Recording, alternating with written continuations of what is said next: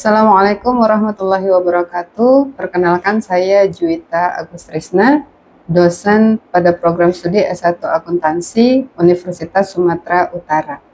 Saya sudah mengabdi sejak tahun 2018. Pada kesempatan kali ini saya akan menyampaikan pernyataan diri dosen untuk unjuk kerja Tridharma Perguruan Tinggi atau dikenal dengan istilah PDD UKTPT di bidang pengajaran. Sebagai seorang dosen, saya telah melaksanakan Tridharma Perguruan Tinggi yang salah satunya adalah bidang pengajaran. Dalam penyampaian proses pembelajaran, saya menggunakan pendekatan DIA atau Delivery, Interaction, and Assessment. Delivery itu sendiri adalah proses penyampaian materi pembelajaran secara sistematis dan terstruktur oleh dosen pada mahasiswa berdasarkan capaian pembelajaran yang telah ditetapkan di dalam RPS. Bertujuan untuk memberikan pemahaman konseptual dan teknis kepada mahasiswa melalui pemaparan materi yang sistematis. Materi disampaikan dalam bentuk presentasi, diskusi soal, dan studi kasus yang relevan, agar mahasiswa dapat menangkap esensi teori dan praktek akuntansi secara seimbang. Untuk mendukung proses pembelajaran, saya menggunakan alat bantu perkuliahan seperti e-book dan buku referensi utama yang telah tercantum di dalam RPS.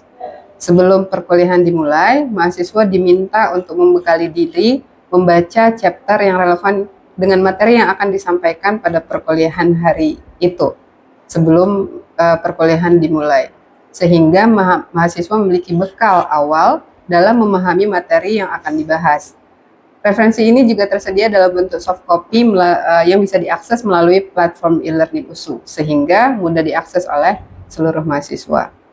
Penjelasan materi perkuliahan dimulai dengan penyampaian tujuan pembelajaran, sehingga mahasiswa mengetahui dengan jelas kompetensi apa yang harus mereka capai setelah perkuliahan berakhir. Yang kedua yaitu interaction, merupakan proses komunikasi dua arah antara dosen dan mahasiswa dalam kegiatan pembelajaran yang bertujuan untuk membangun komunikasi dua arah yang aktif agar mahasiswa terlibat dalam proses pembelajaran. Saat penyampaian materi di kelas, mahasiswa dipersilahkan untuk bertanya terkait hal-hal yang belum dipahami. Setelah saya selesai menyampaikan materi perkuliahan, mahasiswa akan diminta untuk mengerjakan soal latihan yang telah disiapkan dan dapat diakses melalui platform e-learning USU. Soal dirancang untuk menguji pemahaman mahasiswa atas materi yang baru saja dipelajari, baik dari aspek konsep maupun keterampilan teknis, pencatatan, dan penyusunan laporan keuangan. Kemudian yang ketiga adalah assessment. Assessment adalah proses evaluasi untuk mengukur capaian pembelajaran mahasiswa baik dari segi pengetahuan, keterampilan, maupun sikap yang bertujuan untuk mengukur tingkat pemahaman dan kemampuan aplikasi mahasiswa. Evaluasi dilakukan melalui beberapa komponen, yaitu tugas rutin, kuis, ujian tengah semester, serta ujian akhir semester. Selanjutnya saya akan memaparkan terkait deskripsi mata kuliah salah satu mata kuliah yang saya ampu, yaitu Pengantar Akuntansi 2. Mata kuliah ini merupakan lanjutan dari mata kuliah Pengantar Akuntansi 1 yang diajarkan pada semester 2. Mata kuliah ini membahas tentang proses akuntansi dalam mengukur, menilai, mencatat, serta menyajikan account-account yang terdapat pada laporan posisi keuangan sesuai dengan standar akuntansi keuangan yang berlaku. Adapun capaian pembelajaran mata kuliah Pengantar Akuntansi 2 ini mampu menerapkan prinsip-prinsip akuntansi yang berterima umum dan peraturan yang berlaku dalam menyusun laporan keuangan berbagai entitas. Materi pembelajaran yang diajarkan dalam mata kuliah Pengantar Akuntansi 2 ini yaitu yang pertama internal control dan kas, 2 piutang, 3 persediaan, 4 aset tetap dan aset tidak berwujud, kelima kewajiban lancar dan sistem penggajian, dan yang terakhir korporasi, organisasi, transaksi saham, dan dividen. Pembelajaran diselenggarakan secara tatap muka langsung di ruang kelas. Hal ini dilakukan karena mata kuliah ini menekankan pada penguasaan konsep dasar dan keterampilan teknis pencatatan serta penyusunan laporan keuangan yang membutuhkan pendampingan langsung, latihan intensif, dan interaksi tatap muka untuk memastikan pemahaman mahasiswa secara menyeluruh dan mendalam. Metode pembelajaran yang digunakan dalam mata kuliah ini yaitu yang pertama ceramah interaktif, di mana dosen akan menyampaikan materi inti sambil mendorong mahasiswa untuk berpikir secara kritis melalui tanya jawab. Kemudian yang kedua adalah studi kasus. Hal ini, metode ini bertujuan untuk melatih mahasiswa dalam menerapkan teori pada permasalahan-permasalahan nyata.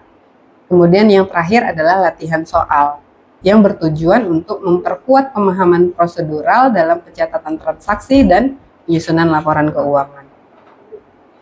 Interaksi dengan mahasiswa dalam mata kuliah ini dilakukan secara sinkronis dengan tujuan membangun kedekatan akademik, mendampingi proses belajar, dan memantau perkembangan mahasiswa secara langsung. Penilaian dilakukan melalui beberapa komponen, yaitu yang pertama tugas rutin dengan bobot 10%, kuis dengan bobot 20%, ujian tengah semester dengan bobot 35%, dan ujian akhir semester dengan bobot 35%.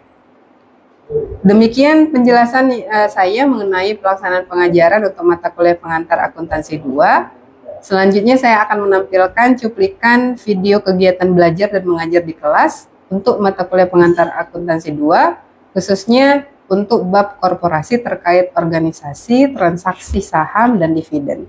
Terima kasih atas perhatiannya. Wassalamualaikum warahmatullahi wabarakatuh. Selamat menyaksikan. Assalamualaikum warahmatullahi wabarakatuh. Selamat siang, salam sejahtera bagi kita semua. Siang, Bu. Baik. Hari ini kita melanjutkan apa yang sudah kita pelajari minggu lalu ya, terkait dengan current liability. Ini merupakan chapter terakhir sebelum kita nanti akan melakukan ujian akhir semester UAS. Korporasi terkait dengan organization-nya, kemudian transaksi sahamnya, dividen, dan yang terakhir akan kita bahas terkait dengan laba ditahan. Nah, setelah mempelajari chapter ini, kemampuan apa yang harus kalian peroleh gitu? Yang pertama itu kalian harus mampu mengidentifikasi karakteristik utama dari korporasi. Kemudian yang kedua, kalian harus mampu menjurnal. Ya, menjurnal apa? Menjurnal penerbitan, transaksi penerbitan saham biasa. Nanti kita akan bicara beberapa jenis saham. Kemudian yang ketiga, kalian harus mampu menjelaskan apa-apa yang terkait dengan saham treasury. Saham treasury itu apa? Nanti akan saya jelaskan. Kita lihat dulu bagaimana bentuk dari atau bagaimana korporasi itu dibentuk. Kan berdasarkan tujuan pembentukannya. Jadi kalau kalian pernah dengar organisasi nirlaba, ya kan, pernah dengar ya organisasi nirlaba, maka organisasi itu dibentuk dengan tujuan bukan untuk memperoleh laba, ya kan? Maka disebut dengan non-profit oriented organization. Gitu. Kemudian yang kedua, ya untuk memperoleh laba. Jadi yang profit oriented organization. Kalau yang for profit banyak lah ya. Nah itu contoh dulu McD, Nike, PepsiCo, Google. Kalau di Indonesia apa yang kalian tahu lah PT? Antam biasa. Iya, PT Indofood Tbk gitu ya. Jadi kalau sudah ada embel-embel Tbk berarti dia sudah go public. Artinya sahamnya bisa dimiliki oleh siapapun yang mau beli sahamnya gitu. Kemudian ini karakteristik dari organisasi yang berbentuk atau entitas yang berbentuk korporasi. Jadi kita sudah pelajari ya dulu waktu di pengantar akuntansi, seperti yang saya sudah dikatakan di awal, di bentuk entitas bisnis itu ada proprietorship, perseorangan gitu. Jadi yang kalau proprietorship yang dimiliki oleh satu orang gitu. Jadi ownernya itu ya satu. Misalnya UD, usaha dagang. Itu salah satu bentuk proprietorship. Kemudian yang kedua, partnership. Kalau partnership yang punya itu lebih dari satu, bisa dua, tiga. Jadi dia dalam bentuk himpunan modal. Jadi namanya sekutu ya. Jadi orang pihak-pihak yang terkait atau yang menanamkan modalnya itu disebut dengan sekutu. Makanya namanya persekutuan kalau kita terjemahkan ke dalam bahasa Indonesia. Baru yang kemudian yang ketiga adalah korporasi. Nah, korporasi ini banyak advantages-nya, tapi ada juga disadvantages-nya, ya kan? Ada plus minusnya lah, ya kan? Nah, yang pertama itu dia merupakan organisasi yang terpisah secara hukum, separate legal existence.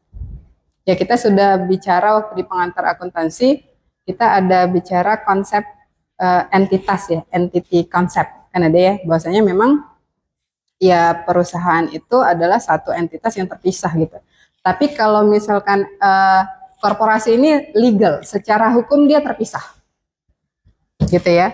Maka yang kedua, advantages-nya itu, plusnya itu adalah bahwasanya dia mempunyai plus, yaitu limited liability of stockholders. Kira-kira ada yang bisa menjawab? Silakan Michael. Mungkin maksud dari limited liability of stockholders itu pas suatu perusahaan atau korporasi itu pas nggak mau terlikuiditas, nah si stockholders itu nggak perlu menggunakan aset dia itu untuk membayar kewajiban perusahaan itu. Exactly. Jadi itu jawabannya ya. Jadi dia nggak perlu gini. Jadi kalau proprietorship, bentuk entitas proprietorship, dia punya hutang nih ke pihak kedua lah, ke kreditor kita sebut ya. Ketika perusahaannya bermasalah, artinya dia tidak mampu membayar hutangnya.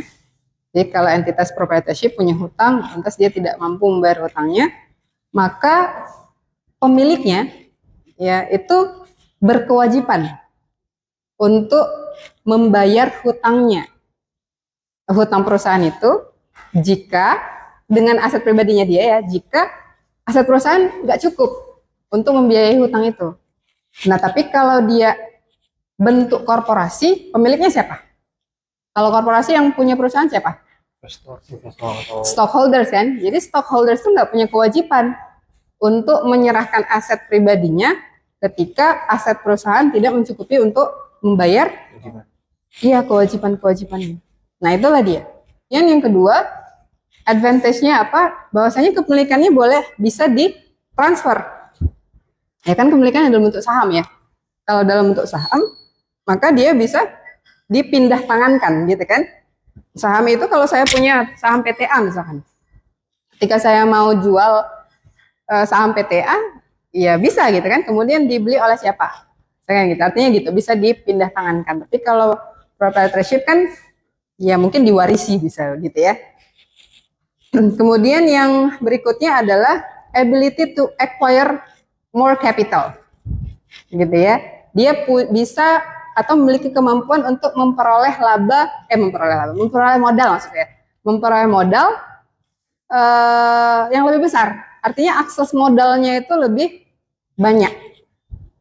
Ya karena dia bisa menerbitkan saham. Tapi ada juga disadvantage-nya. Ya ada juga disadvantage-nya, ada juga minusnya gitu. Apa minusnya? Yang pertama, dia harus memenuhi atau harus patuh terhadap regulasi-regulasi pemerintahan gitu ya, regulasi pemerintah ya, baik terkait dengan izin usahanya gitu ya. Kalau yang sudah go public tuh banyak lagi tuh demand-nya. Yang belakangan ini apa yang kalian dengar? Terkait dengan isu lingkungan kan? Nah, isu lingkungan, makanya banyak ESG, pernah dengar nggak ESG ya? Environment, social and governance. Nah, itu kan sekarang tuh udah banyak tuh demand untuk itu ya, maka perusahaan sekarang diminta untuk merilis laporan keberlanjutan, sustainability kan, laporan berkelanjutan kan, sustainability report. Nah, itu dia. Nah, kemudian yang kedua, ada additional taxes. Jadi dia double taxation bahasa lainnya. Maksudnya gimana double taxation itu? Double taxation itu berarti dia 2 kali kena pajak untuk satu objek yang sama, yaitu laba. Gitu. Laba, ini masuk ke agak sedikit ke perpajakan ya. Jadi laba ketika dia dilaporkan untuk korporasi ini laba ketika dilaporkan, maka dia dikenai PPh pasal 2529. Ya kan? PPh pasal 2529. Itu laba sekali kan? Kemudian yang kedua kalinya dia didistribusikan kepada para pemegang saham dalam bentuk dividen. Dalam bentuk dividen. Itu sebelum didistribusikan, sebelum ditransfer gitu ya, bahasanya itu harus dipotong lagi. Kena pajak lagi.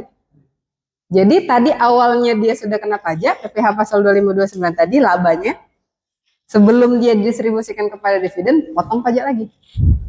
Maka dia double taxation. Nah itu dia. Kemudian yang ketiga, corporate management tadi ya, terkait dengan governance. Gitu ya, itu diatur tuh, governance-nya seperti apa gitu. Makanya ada istilah good corporate governance. Itu diatur tuh. Makanya di situ ada komite resiko, komite audit. Kalau kalian pernah dengar, itu salah satu bentuk usaha perusahaan supaya dia kelihatan well governed gitu. Itu manajemennya. Nah begitu. Oke, nah ini contoh struktur organisasi dari entitas yang berbentuk korporasi. Ya, jadi yang paling tinggi itu adalah pemiliknya, yaitu stockholder. Jadi kalau kalian punya idle cash, kemudian kalian memutuskan untuk investasi dalam bentuk saham, maka tempat kalian ada di situ. Di sini nih. Ya, di situlah paling atas ya. Kemudian yang berikutnya ada Board of Directors, jajaran direksi. Nah, ini top level manajemennya.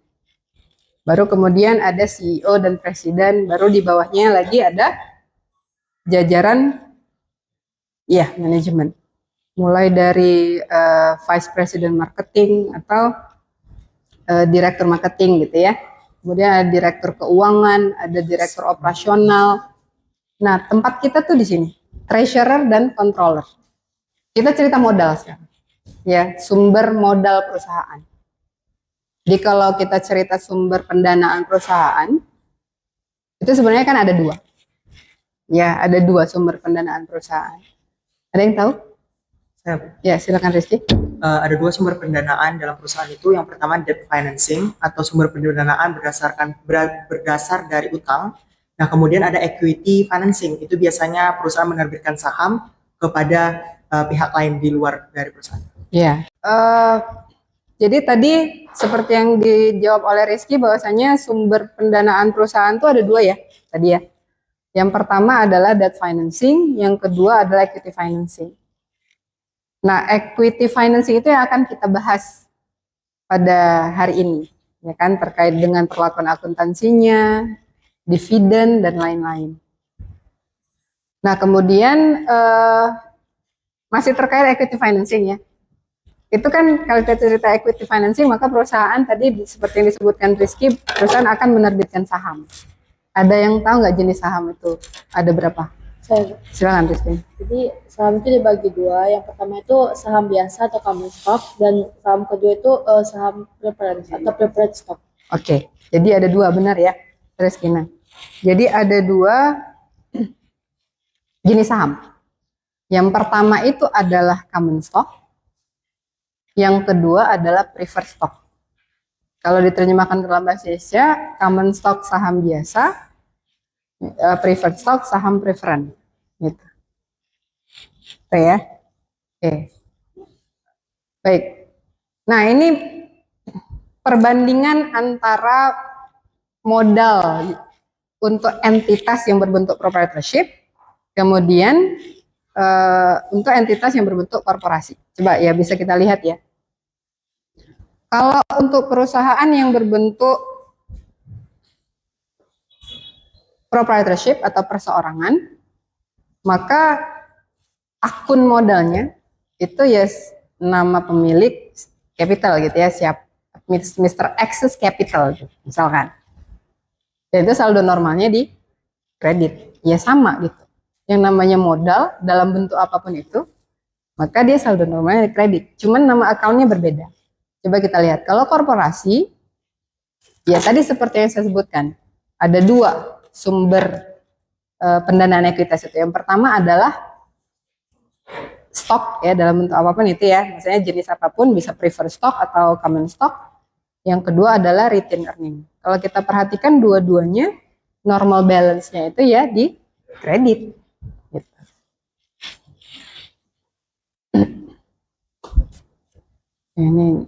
Oke, ini apa namanya contoh ilustrasi. Ilustrasi bagaimana perlakuan akuntansi untuk penerbitan saham dengan tujuan untuk memperoleh kas. Jadi perusahaan itu bisa menerbitkan saham untuk tujuan perolehan aset yang lain selain kas. Tapi kita lihat dulu yang untuk kas gitu ya. Asumsikan bahwa Hydroslide menerbitkan 2000 lembar saham dengan nilai pari $1 per lembar sahamnya. Yang diminta, buatlah jurnal. Jika kondisi yang pertama, asumsi yang pertama yaitu perusahaan menerbitkan saham tersebut dengan harga $1 per lembar, sebanyak 1000 lembar saham.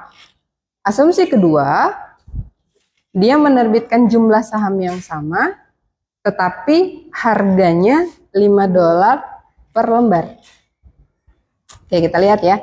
Tadi nilai parinya berapa? $1.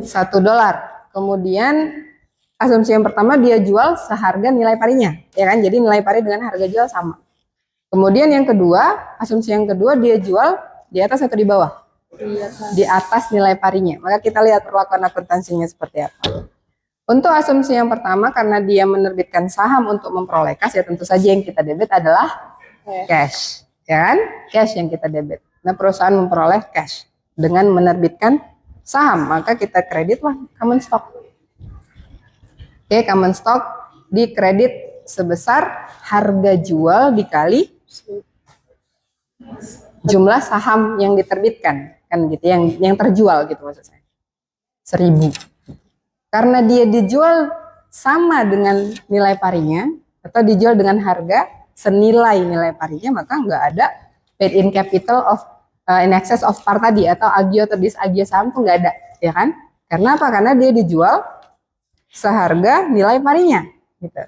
Nah, untuk asumsi yang kedua dia dijual di atas nilai parinya, maka dia perusahaan itu akan memperoleh cash sebesar harga jual sahamnya, ya. Harga jualnya berapa tadi? $5. Berapa lembar? 1000, kalikanlah 1000 kali $5. Maka dia peroleh 5.000. Debit cash 5.000. Yang dikredit apa? Common stock. Ya, jadi stoknya itu atau sahamnya itu dicatat senilai nilai parinya, benar. Senilai nilai parinya. Jadi yang dikredit apa tadi? Harusnya common stock berapa? 1000, benar. Jadi common stock atau saham apapun ya, mau preferred stock itu tetap dicatat senilai nilai parinya. Kemudian karena dia dijual di atas nilai pari, maka kita munculkanlah account paid in capital in excess of par, atau di buku-buku referensi berbahasa Indonesia disebut sebagai agio saham. Jadi kalau dia dijual di atas nilai parinya, maka dia dicatat di sebelah atau paid in capital in excess of par-nya itu dikredit. Dia penyajiannya seperti apa? Nah, penyajiannya itu paid in capital in excess of par ini menambah nilai ekuitas nanti. Jadi dia tetap dilaporkan di bagian equity, ya, di kredit. Begitu. Oke, sampai sini ada yang mau ditanyakan? Nggak ada? Belum ada ya? Masih sederhana. Nah, ini dia. Penyajiannya seperti ini. Di balance sheet atau sekarang kita sebut sebagai catatan atas laporan keuangan ya. Statement of financial position. Jadi coba lihat ya. Jadi tadi ada dua ya, sumber pendana ekuitas itu ada dua, stockholder paid in, stock gitu ya, satu common stock, yang satu lagi retained earning. Jadi di bagian common stock, di bagian paid in capital ada nama sahamnya gitu ya, ditambah atau dikurangi dengan paid in capital in excess of par. Jadi kalau misalkan dia tadi dijual di bawah nilai parinya, maka dia sifatnya mengurangi. Tapi karena dia ini dijual di atas nilai parinya, maka dia menambah nilai ekuitas, nilai paid in capitalnya. Nah, jadi total paid in capitalnya 6.000 di sini. Kenapa? Karena dijual di atas nilai pari kan? Nilai parinya 2.000, ini kita nggak tahu ya, nggak ada informasi berapa jumlah saham yang beredar. Ya, tapi kalau kita tahu dia menambah, maka dia dijual di atas nilai pari. Sehingga total paid in capitalnya 6.000, kemudian laba ditahannya 27.000. Maka total ekuitasnya 33.000. Nah, ini disajikan di dalam laporan posisi keuangan bagian ekuitas. Tuh. Baik, kita langsung ke treasury stock ya. Jadi treasury stock itu adalah saham perusahaan yang sudah diterbitkan kemudian dia beli kembali. Itu dia treasury stock. Jadi kalau perusahaan dia sudah menerbitkan saham, kemudian saham yang sudah dia terbitkan dia beli kembali, itu namanya treasury stock. Tapi kalau dia membeli saham perusahaan lain, itu namanya, itu dicatat sebagai investasi. Jadi bisa dibedakan ya. Kalau treasury stock itu saham dia sendiri, saham yang dia terbitkan. Oke.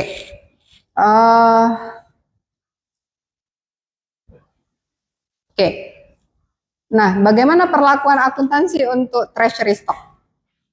Jadi perlakuan akuntansi untuk treasury stock itu dia mengurangi nilai ekuitas. Yang mengurangi nilai ekuitas sebesar cost-nya. Jadi harga beli kembalinya itu berapa gitu. Jadi nanti ya kita lihat ya. Ada di sini, nah ini contoh ilustrasinya. Jadi mungkin akan lebih dipahami ketika ada ilustrasi kan. Nah, jadi pada tanggal 1 Februari 2014, MIT requires si perusahaan yang namanya MIT memperoleh atau membeli 4.000 lembar sahamnya ya, its stock gitu. Membeli 4.000 lembar sahamnya dengan harga $8 per lembar. Ya, jadi sahamnya yang sudah dia terbitkan kemudian dia beli. Harganya $8 per lembar. Berarti totalnya berapa? 32.000 kan? Nah, maka jurnal yang kita buat itu seperti ini. Didebitlah treasury stock sebesar harga belinya gitu. Jadi pada tanggal transaksi itu berapa harga pasarnya gitu. Kita catat senilai itu. Jadi didebitlah treasury stock 32.000, dikreditlah cash. Asumsi dia dibayar tunai gitu ya. Nah, bagaimana penyajiannya? Nah, tadi seperti yang sudah saya katakan bahwasanya dia mengurangi nilai ekuitas. Jadi setelah diperoleh total paid in capital dan retained earning, baru di bawahnya dikurangilah dengan treasury stock. Ini sifatnya mengurangi ya, boleh dibuat dalam kurung gini, seperti biasa gitu ya. Jadi total stockholder equity setelah terjadi pembelian saham treasury itu tinggal 668.000 yang tadinya sebelum ada transaksi pembelian 700.000. Gitu. Kira-kira ada yang mau ditanyakan sampai sini? Tidak ada ya? Oke, baik. Saya pikir itu yang bisa saya sampaikan ya. Nanti kita setelah ini akan diskusi lebih lanjut dengan soal-soal yang akan saya berikan kemudian. Materi atau sub-chapter berikutnya akan kita lanjutkan di minggu depan. Oke, terima kasih atas perhatian adik-adik semua.